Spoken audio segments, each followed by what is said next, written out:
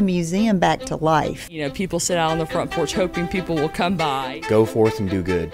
It's insane. I have the most understanding wife in the world. I treat everybody the same thing. Oh, that's the other thing I love about Marietta. It's like a melting pot. You are listening to Marietta Stories. Each week, veteran podcaster Bill Nowicki brings you the heartwarming, interesting, and fun stories from the people that make the community of Marietta, Georgia, a place to call home. Here's your host, Bill Nowicki. Park Street School was built in 1942, 75 years ago. And I spent some time with the principal, some of the folks that work for the PTA, and they have a gala coming up on May 4th. Please check it out. It's going to be at the First United Methodist Church right off the square, and it's a fundraiser for the folks at Park Street because they're building a brand new school right adjacent to the old school, and then they're going to tear the old school down. I really enjoyed my time. It's amazingly inspirational to me to hear from the folks that keep our schools great, and you know, the leadership, Grant Rivera and the rest of the folks in the administration help keep our community together by and through this school. So here we go, Park Street Elementary School. Here we are, Park Street Schools with Diona McIntire, and she's the principal and she's wearing pajamas. Yes, I'm wearing pajamas. Why in the world are you at a school and a principal? You're supposed to be in an office and closed off from kids. What are you doing in pajamas? Because I'm just that exciting. I'm just that great of a person. I'm picking up that. Seriously, why are you in pajamas right now? So I'm in pajamas because for milestones testing, we want it to be a celebration of learning for the students instead of saying, here's a test, go take the test, and try to get the kids excited about everything that they've learned this year. So we do a spirit week, and each day has a different theme. Today is pajama day. Get lots of rest for the test. You've been in this job for a year, this role for a year. When did you physically show up, and what did you do when you first saw the building and stuff? I physically showed up on June 1st, and when I first saw the building, I said, wow, okay, I want to change some things. I just wanted to really brighten it up and add some color and some life into Park Street. There's a lot of history here, and a lot of people who've given a lot to Park Street, who show Park Street a lot of love, and I just really wanted to celebrate all of the history and the things that were done and put into Park Street and really showcase and highlight some of the things that get missed when you walk past the office. So we've tried to brighten it up, spruce it up, just make it very warm and inviting. So you painted? We painted. We bought a huge jumbo sign with our kids on it. We traded out some of the furniture, added a lot of signage. A lot of our Spanish-speaking parents had difficulty walking in the halls and not knowing where the classrooms were because there were no teacher signs. So now there's names with teachers on it in different locations so that they can read it regardless of whether they speak English, Spanish, anything. So why is it important to have signs with teachers' names and bright in your mind? For a lot of different reasons. I think our front office secretary and PTA president, Miss Kern, does a lot with helping the culture because she's the first face that you see when you walk in the door. And I think, honestly, you think about different businesses and different grocery stores that you've been in, even going to Publix, just that personal customer service and that feel makes a big difference. And I know I'm that random person in the grocery store who's always looking up and looking for what aisle is this down. And I just think it takes away a lot of that pressure and nervousness that some of our parents feel walking into a school for the first time if they can look up and they see with confidence where they're going. And then you're trying to create the environment for the kids to learn and be comfortable. Right. I personally believe that kids learn more effectively, that kids are more excited in environments that are happy, that are bright, that are colorful. And that's also what we're hoping to take into the new building. Great. Yeah, we're going to talk about the new building in a second. You have a swig of, is that energy drink? It is an energy drink. I don't think you need it. I could probably be a salesperson for the energy drink company. All right. Well, yeah, I don't know how you guys, I mean, there's so much going on in our world. And when kids show up for kindergarten the first day, what percentage of them cry? I don't know about a percentage, but I will say there's about a handful. There's about a handful that start out crying, and then as the day goes on, there's, here and there you'll have a few, but there's a handful. Honestly, it's more the parents, I think, that cry than it is the kids, because for a lot of them, it's their first child, and that's a big step. You're trusting us with your most prized possession, so that's a big deal, that you're leaving and you're letting us take care of your most prized possession. So all right, so Park Street School, we don't really talk about it, but it is located just off of Roswell Street. Dr. Tim Boone, what's the name of whatever you're doing? So trying to sound intelligent is just not coming across. Yeah, and I'll try to give an intelligent answer. I'm a volunteer. I'm the secretary for the PTA here. I'm semi-retired from Georgia Tech, and we have a local missions effort in our church at Marietta First United to reach out to the community and just try to add value and be helpful. One of the things we wanted to do here was help the faculty and staff to build parent involvement, because we think that having the parents more and more involved is really important. And you see how busy they are, so extra bodies that can help out, that's what we're about. And so we do whatever we're asked to do to help in that way. That's great. And the school itself was built in 1943, yeah. Not before I ever came to Marietta, but we're getting ready to put on this fundraising dinner, and we've come across some people who were here in 1943, 1944, 1946. Retired Judge Glover here in Marietta was one of those people, and there are some others that we're hoping to honor on May 4th at that fundraising dinner. And these folks actually remember what it was like back then? I think so. One of the volunteers, that they're only a couple of years older than I am, but one of the volunteers that we had here 2 years ago working on STEM went to school here and then went off to college and came back and was a teacher here, and then had retired and left. Our new prospective leaders for the PTA, there are two of the three women that are going to be in those leadership positions are alumni who have kids here now. So I think the thing that's important is this a neighborhood school. It's always been a neighborhood school, and that's what it is now, and it's becoming even, I think, stronger as a neighborhood school. Are you familiar with the history? I guess it was an all-white school back in the 40s? Originally it was, yes. And 65? 1966 it integrated? Yeah. What would you say the demographics are? So we are almost 70% Hispanic, and we're about 25% Black, and then a mix of other. All right.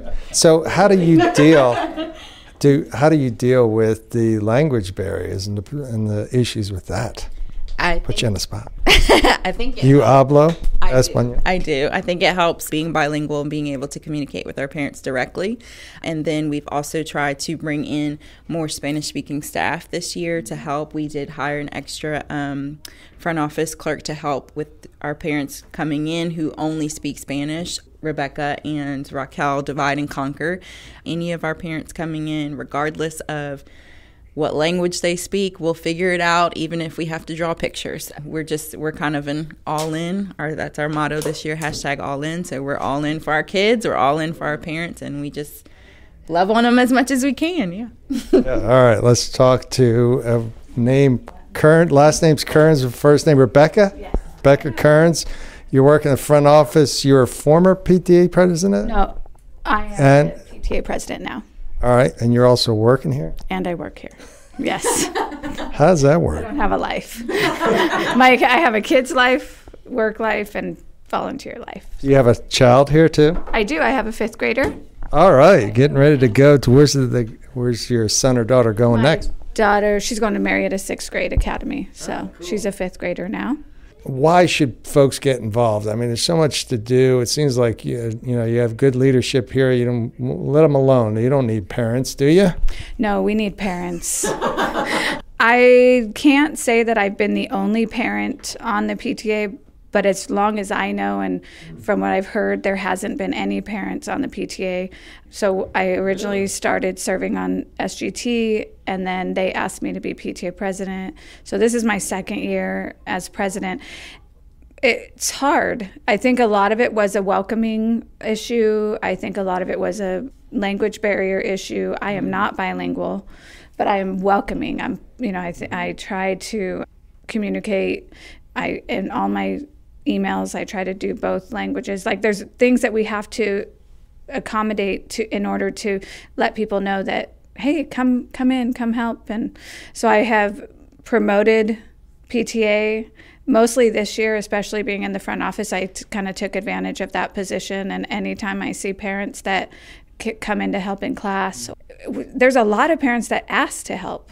And they say, what can I do? And we haven't had that in the past. So I'm like, I don't know. Like, let me figure it out. Give me your email, and we do a lot of remind and emails and different things to communicate with parents. So I think that's definitely helpful. So I'm excited that we're going to be voting in the end of April, a full, minus the treasurer, a full board, PTA board, with, like he said, all parents and 2 are alumni. So for me, that's speaks volume to come from where it was just me, basically, as a parent. And then I didn't even count because I worked here. So I kind of went from parent to volunteer to working. And so I'm really excited. I'm excited for the gala. I think that we're going to have people coming from all walks of life, all ages, and we just really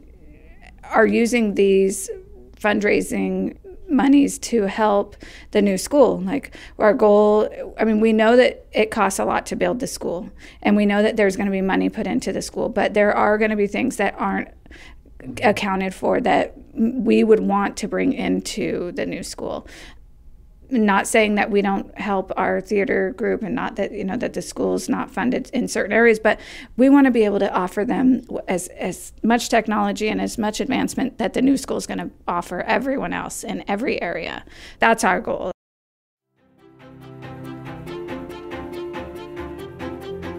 All right, I got Elizabeth Denny with me. Let's talk about Johnny Walker Realty. Since we started Marietta Stories 3 years ago, Johnny Walker Realty has grown tremendously. How's the culture changed? My big fear in joining a company early stage was, if it grew, would that change the culture? Johnny and Carrie have done an amazing job of making sure that everybody who joins Johnny Walker Realty really does follow the major tenets of the company. People who are absolutely customer focused, people who compete only with themselves, and people who understand that even though this is an absolutely high-stress job, you can still have a whole lot of fun doing it if you don't let it get to you.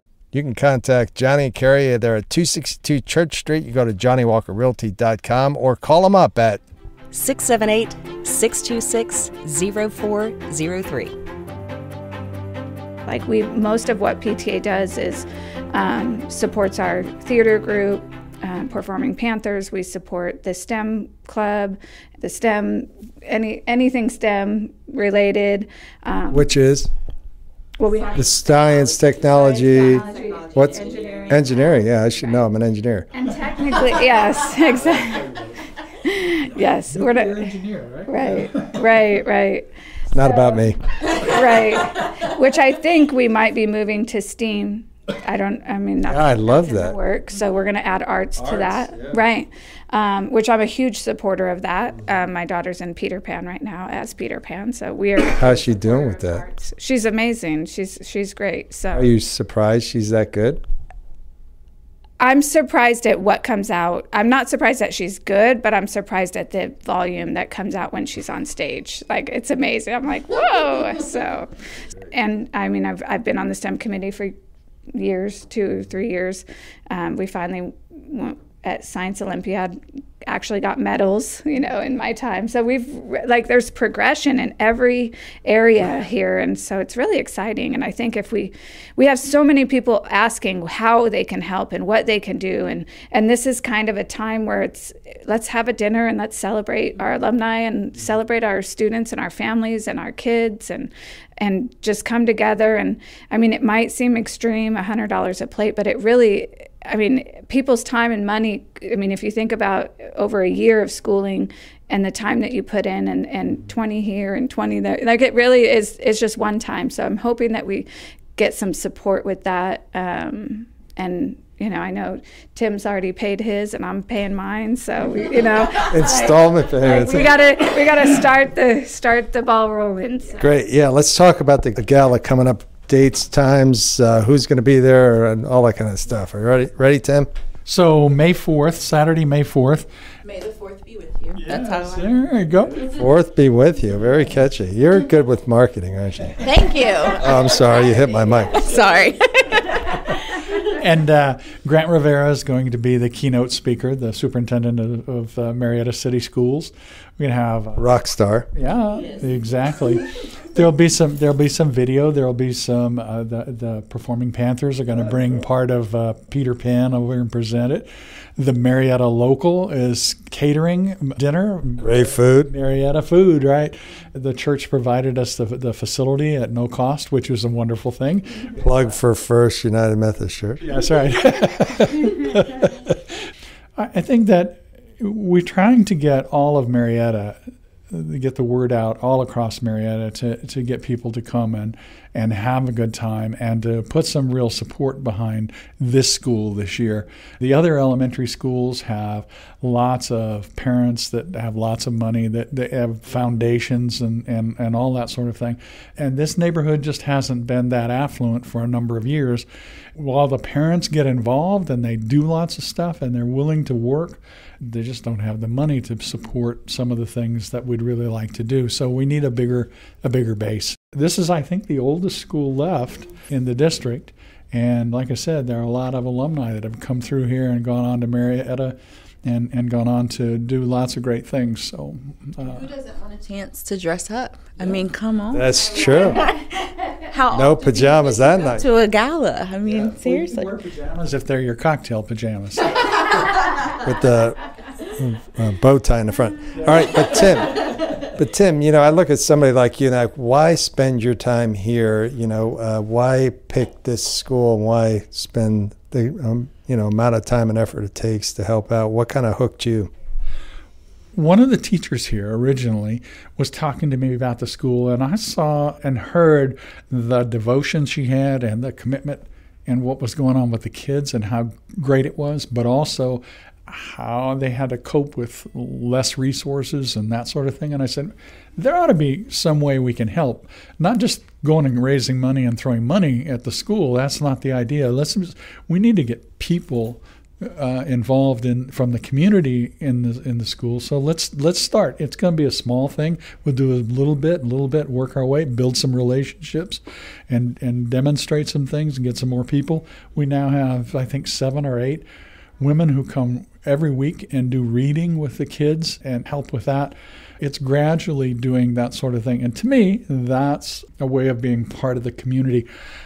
I've been a leadership development consultant, organization development consultant all my career, which normally means you leave home in the morning, go get on an airplane and fly across the country and work for a week and then come home for the weekend and crash, and you don't have any connection in your community. And this is a way now to be able to be part of the community in Marietta, where the heart of Marietta is.